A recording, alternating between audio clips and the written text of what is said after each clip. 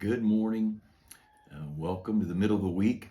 And we've got a lot going on here at church. Of course, tonight, being Wednesday night, we're having a split men's ladies meetings. This is the third week in a row we've done this, partly for our sake of our building remodeling, but it's been good.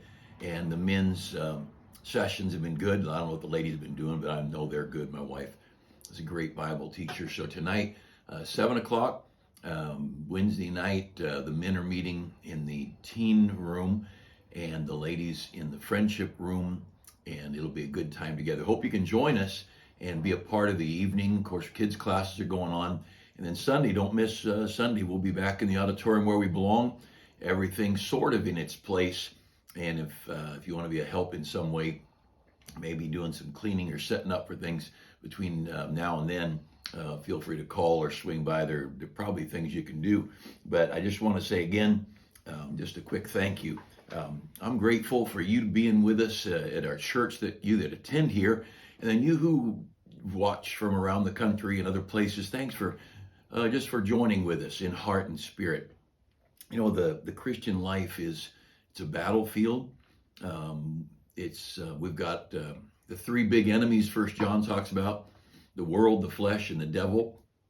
This whole world's a hard place to live in. It's hard for the unsaved, and don't get too much of a pity party, because there's billions of people struggling in this world with all the burdens of living on this planet, from health to natural disasters to crooked, corrupt governments.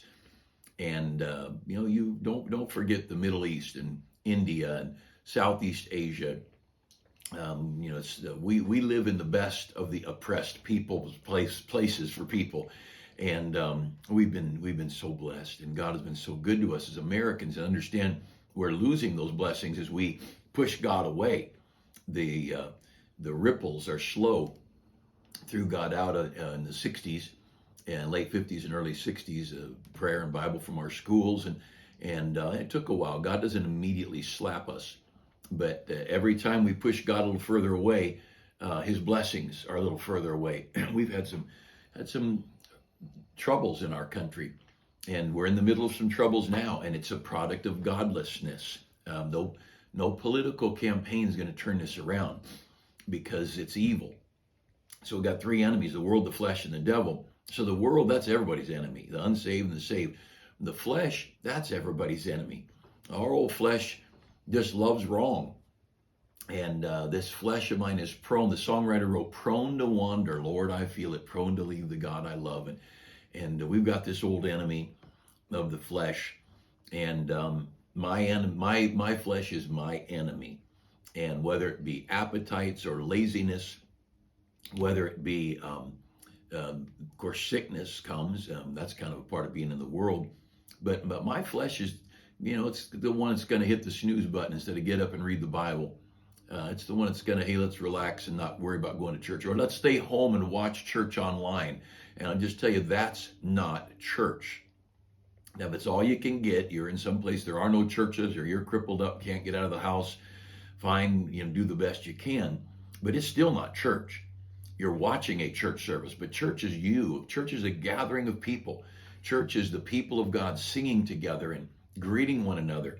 The Bible talks about they that spake often one to another, they gathered together, and the Lord saw it and He heard it and He wrote it down in a book. The end of the book of Malachi talks about that. It means a lot to God to have His children leave the world from all their different occupations and all their different pressures, and to gather together and say, it's good to be saved. It's good to have a Heavenly Father. That means a lot. It's like my mom or your grandma. My grandma's in heaven, but grandma would love to have the kids together. She wouldn't even necessarily have to be a part of so much if she could just see her kids and grandkids gathered together in one place. And you have a Heavenly Father who loves His kids to get together. And church matters. So we have the world, the flesh, and then the devil. Of course, the devil's after you. And as a child of God, he's more after you. And every kind of temptation and evil and attacks from wicked people. The devil's got his seed sown in the church as well as out in the business world and in the neighborhoods. And it's an evil world, corrupt people, satanic people. And some of those satanic people aren't wielding knives and clubs in the dark. They're wearing $1,000 suits, and they're in Sacramento and Washington, or they're in doctors' offices or corporate offices or attorneys' offices. There's plenty of evil, whether it be in the church or out in the world. And we've got an enemy. The devil's the enemy. And so let's just stay close to God and love him and enjoy the great blessings of heaven. I want to mention something. This little jar is from my Sunday school class, and you can. It's got a bunch of change in it. Got some green paper in there. That's a good thing. And this is for Japheth Munoz, and he's a sophomore at Texas Independent Baptist College, and got a picture of him on here. One of the things that we do at our church, we try to do, is we try to keep track of the college students of our missionaries. In the case of Japheth and a dozen or more others like him, they were born and raised on a mission field. Their parents traveled in America, raised support, and then went to their country, scattered all over the globe. And there, they started having children. In many cases, they'd come home to have a baby, go right back to the field. Some cases, they had the baby in the field. One of our young men, John Beal, he's about to have their second child in Thailand, and their babies will be, they're going to both have been born. The one was already born in Thailand, and this one is going to be born in Thailand as well. But in any case, these kids grow up in those countries. Now, whatever their blood says, whatever their skin color says, whatever their last name says, they're in that country. And in many cases, these kids are more of that nationality than they are American. One of our missionaries' daughters in Bible college, she came to America, and she said, "Oh, Brother Goddard, I'm so excited." They're not from our church, but we just got close over the years. She said, "I'm so excited about my roommates." I said, "Really? Why?" She said, "Because they like rice." And her parents are in the Philippines. And she said they like rice. And I just wanted to have people in my room that liked rice. And they probably had their rice cookers there. And that wouldn't mean a lot to my son. My son is going to go to In-N-Out, not going to cook rice in his room. But these kids that grow up there, and now they're far from home. They don't have mom and dad close. And so I've challenged our church that adult Sunday school classes and individual families that we adopt college students, and just do something for them. Send them a gift card to a store, to a place to eat. Send them a note. I'm praying for you. If you know it's a holiday coming along, or their birthday, like Japheth, his birthday is February 28th.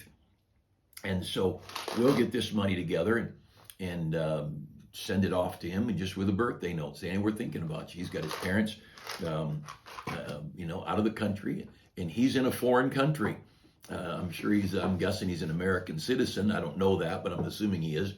But this is just a good thing. And I hope you that are watching, hope your Sunday school class, if you're in our church, your adult class probably has a student like this. But if not, you could adopt a student. And it doesn't matter if 4 families adopt a student. I don't think Japheth Munoz is going to mind if he gets something from my Sunday school class and he gets something from your family. What this will do, you get your kids involved in missions, and get your kids thinking about missionary college students. And then one day, perhaps your kids would end up in a Bible college, and they meet that child of a missionary who's in college, and it would give them that compassion. They'd already realize this person may speak English, and this person may speak another language, Thai or Spanish or whatever, but they'll realize they're a long ways from home. I remember when my daughter Hannah, she was in college and had some emergency type physical issues, and nobody knew what to do. We're in California, 2,000 miles away, and someone took her to the emergency room and just dropped her off. Well, she had never filled out all that paperwork before. This is many years ago. She's married and has 3 children now, and her husband's an assistant pastor. But here she is. She's on the phone with us, and she just dropped off. And she's an adult, but you know how parents are, and we're thinking, "Oh, you just drop our kid off at this hospital and in the emergency room or whatever." And I was a little irritated. I didn't say anything. It's just, I don't know what else they would have done. They got a whole ton of college kids to take care of. But we were talking, getting paperwork together for her. And, and she'd call and then she'd hang up and then something else would come up. She'd call again. And then she called and she said, "Dad, you won't believe who's here in the emergency room with me." And it happened to be the daughter of Rick and Becky Martin, who are in the Philippines in Iloilo. Hannah had been with me to the Martins church, had been with me in the Philippines. And she was going to school with their daughter. And all of a sudden, it didn't seem so bad to have my daughter in the emergency room. I was an hour to the airport and a 3-hour flight and an hour to get from the airport to her. So probably in 5 to 6 hours, I could be at her side if I needed to be. And here the Martins, their daughter had some pretty serious heart issues all of her life growing up. And here she is in Indiana, and they're clear halfway around the world.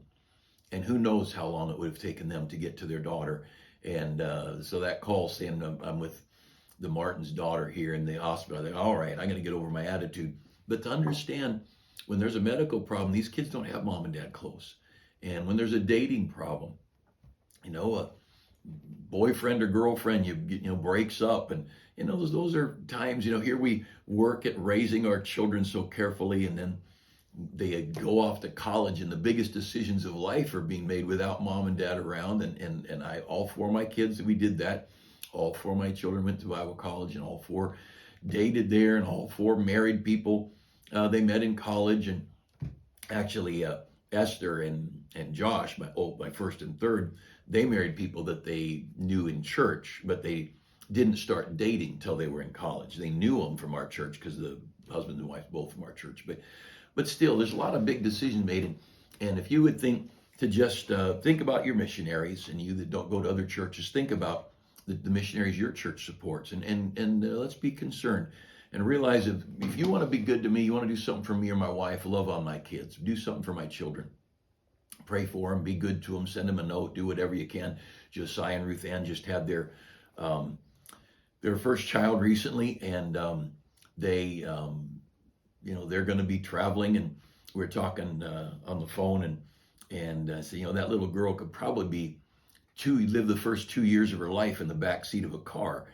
And just the reality, they're on deputation, raising their support to go to Trinidad, and could easily be a couple of years raising support. No telling, could be a year, could be 3 years, as God sees fit. But that's where the kids are going to be, and that's where the grandkids are going to be. So you being good to these missionaries' adult children is sure a blessing. I want to take a minute and be very politically incorrect here, and I want to mention the 2 biggest mistakes that I think, if I were to put my finger in, I could be wrong, maybe next week I'll think of something else, but this morning, 2 biggest mistakes made in the history of humanity. The 2 decisions that were most, wow, I wish we hadn't done that. And we all have some of those little things here and there, but these are the biggest bad choices in the history of the world. And one of them you might be able to guess, but over in Genesis chapter 3, there was a pretty bad decision made. And if you want to look with me, I'm going to read a verse or 2 here. In Genesis chapter 3, God is talking to Adam and Eve after they had eaten the forbidden fruit. And he says in verse 17 of Genesis 3, "And unto Adam he said, Because thou hast hearkened unto the voice of thy wife, and hast eaten of the tree which I commanded thee, saying, Thou shalt not eat of it, and cursed is the ground for thy sake. In sorrow shalt thou eat of it all the days of thy life. Thorns and thistles shall it bring forth to thee, and thou shalt eat the herb of the field. In the sweat of thy face shalt thou eat bread, till thou return into the ground, for out of it wast thou taken. For dust thou art, and unto dust shalt thou return." Now that's the story of hard work, sweat, and blood and tears, and not the singing group. This is the lifestyle of mankind for the last 6,000 years, and long hours and thorns and thistles and the the environment fighting against you, and you just get your crop in and the bugs eat it, and then you get the crop in and there's no rain that year, and then you get the crop in and you get a little bit of profit, but the people from the 2 years prior take all the profit because you owed them money. And that's in the 1900s in America's farmers' lives, and who knows throughout history and global history. But life is difficult, and it's difficult for everybody. And in the area of man's work and labor and toil and the sweat of his brow, and I realize there's people that work all day long in an air-conditioned office, but they work hard, and the pressure's on them inside. I remember some years ago when I was having some heart trouble, and the doctor, first thing he said, "Are you under any stress?" And I said, "What a stupid question." I said, "Are you under any stress?" I said, "Tell me somebody who's not under stress." Of course, I'm under stress. And I imagine there might be somebody who's not, but I don't know who it is. People have got more faith than me, I guess. But, we're just because you're not behind a plow, breaking the clods up to sow your seed, or you're not building a house. I think in our area it gets so hot here in the summer. Wow, does it get hot. And and roofers, and not just roofers, hot mop roofers, people who are up there on the roof, and then they're, these crazy people who build flat roof buildings. I don't get that. Put a slope on it and shingles and let the water run off. But that hot mop, I don't know how hot that tar must be they work with, and they're already in the sun, and they're on top of a roof, the sun reflecting, and there's some pretty hot jobs in our area, or winter jobs, and cold and miserable. But if you notice there in Genesis 3, verse 17, and unto Adam, he, that's God, he said, because thou hast hearkened unto the voice of thy wife. Adam, you made a decision. Adam, you knew better. God had told you this, and your wife suggested this, and you chose to follow your wife instead of following your God. Because of that, all mankind has been under a curse. Now, there's more than just the sweat of the brow. The curse was the wife in childbearing. The curse was, the pain in childbearing. I don't know what God's plan was, but childbearing wasn't going to be the same had they not eaten the forbidden fruit. And so death came into being. There was no one was going to die. And the world has been painted with suffering because of this first decision. This, to me, is the greatest, the biggest wrong choice ever made in the history of mankind, is when Adam chose to eat that forbidden fruit. See, Eve was deceived. I don't believe that mankind would have been cursed had it just been Eve. But because she was fooled, Adam chose willfully. And you read about that in Timothy, and you see that Adam willfully, he knew it was wrong. His wife just said, "Here, take it," and he took it. And wives, and I'm really going to talk to you, ladies, you're very persuasive, far more than you know. Mothers are persuasive. Remember Jacob and Esau? Esau's the older, Jacob's the younger. And God had said that the younger would be the leader, that God had already, from birth, God had chosen Jacob to be the leader, the one who was going to be unusually blessed. But as they got older, Mom, she just wasn't really sure, Rebecca, she wasn't real sure she trusted God. And so here's Isaac getting older, and he calls Esau to him, and he says, "Esau, I want you to go out, find me some venison and bring it back. You prepare it. You know how I like it. And I want to bless you before I die." And so Esau goes out. Well, Rebecca heard that.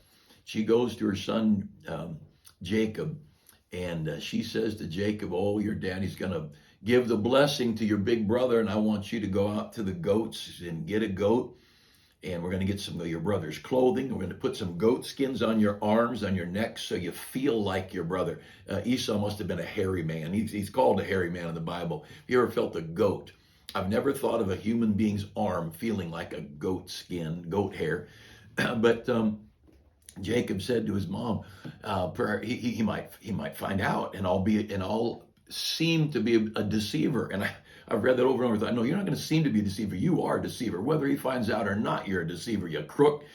And his name Jacob means trickster or supplanter. But notice this, Mama influenced this boy to make some decisions against the father. And dad knew God's will, and God had a plan. And I believe in each home and family there are areas that you're best at or strongest at or whatever. And I believe there's some things God set up in the Bible. But we ought not go against God. We ought not go against the God-ordained leaders. And in this case, Jacob did deceive his father. He did get the blessing. But then Esau said he's going to kill him. And so then Rebekah goes to her husband and says, oh, my heart will break if Jacob marries one of the girls from the land. Let her go back to my family and find someone more of our background. And 20 years, her boy was gone. And she never saw him again, as far as I understand. And she lost an awful lot. And had she just trusted God and trusted her husband, God would have led and God would have directed things. And she was out of her area. And I know in my home, there are times, my wife knows, I remember our kids were little and we didn't house-proof our children. We didn't child-proof our house. We house-proofed our children. We didn't put things away the kids are going to touch. We watched them and spent time being parents. And if a kid went over to touch something they shouldn't, we said no. If they reach over to touch it again, we might just flick their finger a little bit, say no, that's no, you don't touch those things. And we didn't want to have to change our house for our children. And one day, our oldest, Josh, he was going over to touch something. And I think he did. I think when I picked something up, I said no, and he put it down. And he turned right around and went to grab it again. Well, we were going to have an execution go on or something. And my wife said, wait, just watch. And he reached up and he grabbed it and he turned it so it was facing exactly like it was when he picked it up. And she said, isn't that weird or something like that? We're learning about our child. And not only did he understand he should not touch it, he also wanted it right. And that's such a big thing. And that was his character. He was obedient, but he also had this eye. He wanted things right. And but I work and I was out most of the day, and she saw things. And so many times in the area of child training, she might have had a better perception than I. And there's wisdom there. But you ladies need to understand you're very persuasive, and you move men. And it's just a reality. And I'm not saying you're bad. I mean, God made you that way. God gave you great power. God gave you great influence. And so you need to be very restrained and let your young people, your children, make decisions. Let your certainly be very guarded. In this case with Adam and Eve, she ate and she gave it to her husband. And he didn't, you might say, well, he didn't have to eat it. No, he didn't, but she didn't have to offer it. And a woman with her clothes, kind of the way she was dressed, she's a pretty influential woman. And I won't go any further than that, but look over to Genesis chapter 16. And I want you to notice a verse here in Genesis chapter 16. Now, if you remember the story of Abraham, this is the second greatest mistake, bad choice made in the history of the world. Abraham and Sarah left way over where Iraq and that area, Baghdad is, and they traveled across Saudi Arabia, the top of the Fertile Crescent down into Canaan. But they never had children. And they were there for a while, and there was the economic problems. So they moved to Texas or Georgia or South Carolina. They left California because of whatever. So a lot of people left California because work was bad here, and they went there to get jobs. Now they're leaving California because they're taking their equity and leaving. And either way, a lot of people moved out of California, but somebody's buying their home, so somebody lives here. But anyway, they went down to Egypt. And you can read that in the chapter prior. They go down to Egypt. And they're down there for a while, and they come back. Well, in the process, they picked up a handmaid named Hagar. And this was an Egyptian gal, just a girl to work for them. And she must not have had any attachments or whatever, but she traveled with them back to Canaan. Sarah couldn't have children, and so she said to Abraham, take Hagar. Now, God had already told Abraham, your children are going to be like the stars of the sky. You're going to have multiple children. You're going to have so many children, and like the sands of the sea. And so he knew everything was going to be okay. Well, Sarah says to Abraham, let's just read it here in Genesis chapter 16. Now, Sarai, her name was later changed to Sarah, but Sarai was her name at this point. Abram's wife bare him no children, and she had a handmaid, the Egyptian, whose name was Hagar. And Sarai said to Abram, Behold, now the Lord hath restrained me from bearing. I pray thee, go in unto my maid. It may be that I may obtain children by her. Notice the last statement in verse 2. And Abraham hearkened to the voice of Sarai. He hearkened. Remember over in Genesis chapter 3, verse 19, Adam hearkened. God says, because you hearkened, you knew what you ought to be doing, and you hearkened. You not just heard it, but you followed and you responded. Well, in this story, what happened? Well, Ishmael was born. Ishmael's the father of the entire Arab race. All of Islam came from that decision. And a very persuasive, beautiful lady. If you remember, Abraham said to Sarah, and she was 90, I guess. She was older. And he said, we're going to this town and you're beautiful and these guys are going to want you. So look, so they don't kill me to take you, say you're my sister. And none of that ever has made sense to me real well. The whole story was a mess. But that's weak and frail humanity, and that's what we are. And she did. She was pretty amazing. And so she's an attractive lady, and she was his wife. And you know, you married ladies, I think you know this, your husband wants to please you, and you've got to be very careful, because there are men who would not go into debt for something they want, but they'll go into debt for you. There are men who would not overextend themselves on a car payment or a house payment for themselves. I know there's some men who would, but there's many a man who would be more guarded, but he just loves his wife.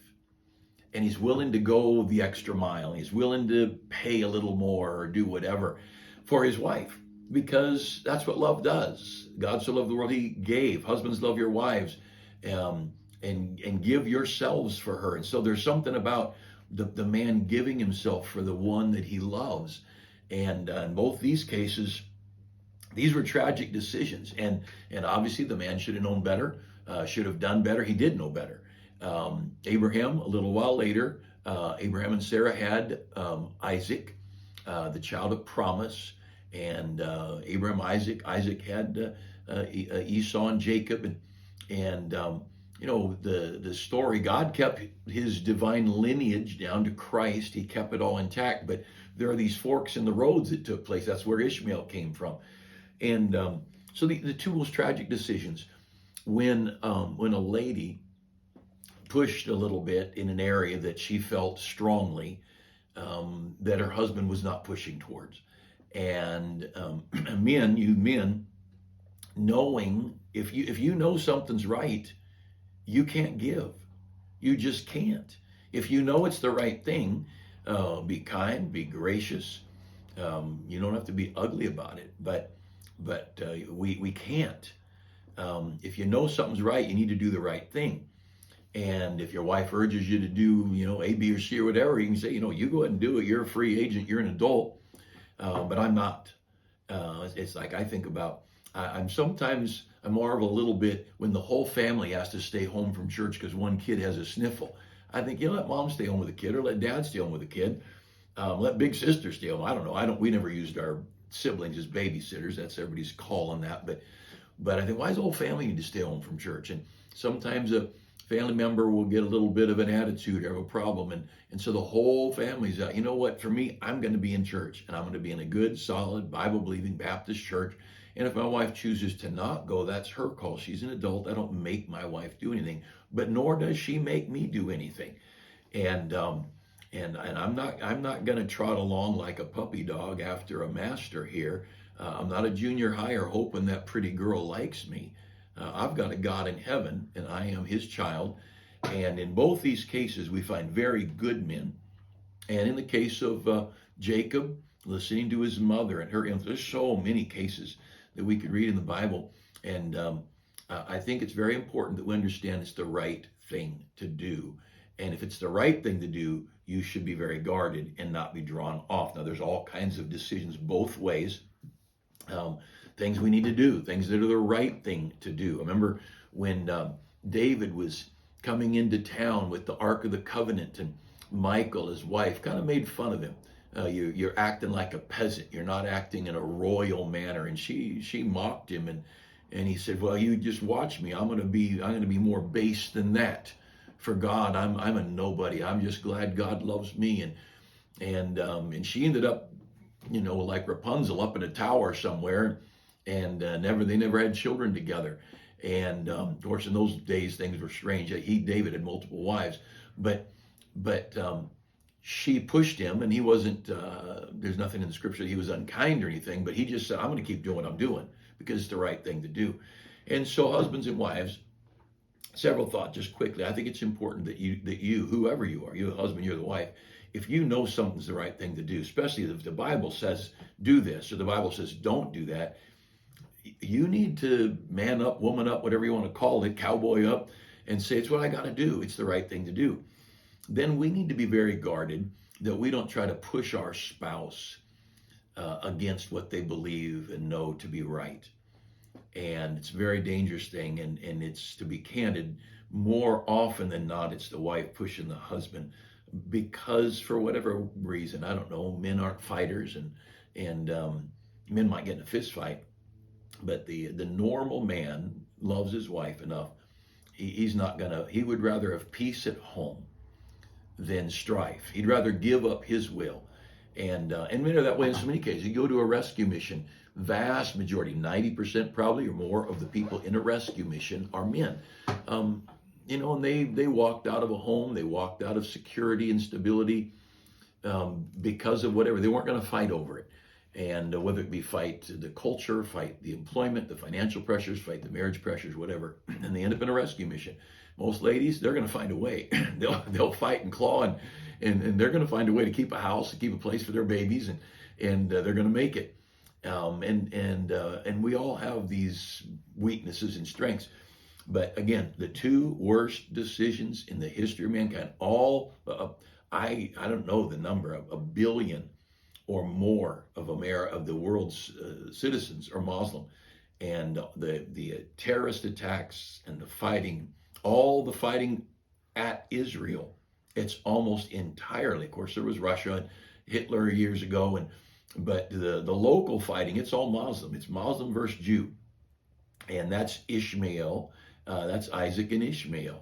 It is this Sarah should have just waited on God and her husband, and all the mess and the hurt.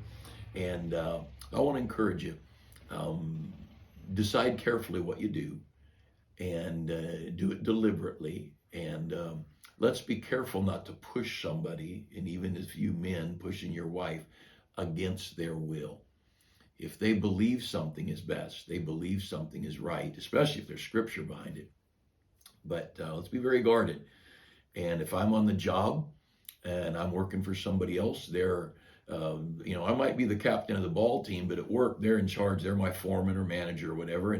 And it might be when the car breaks down, I'm a better mechanic than them, and I'm going to be in charge of fixing the car. It might be any number of things. As a pastor, I know a lot of pastor friends who have jobs, and it might be at church, you're the pastor and you lead the congregation, but at work, you're the carpenter under the foreman of the construction site. And so we trade leadership. And let's be very careful. Let's be careful about our authority and when we're out of our area.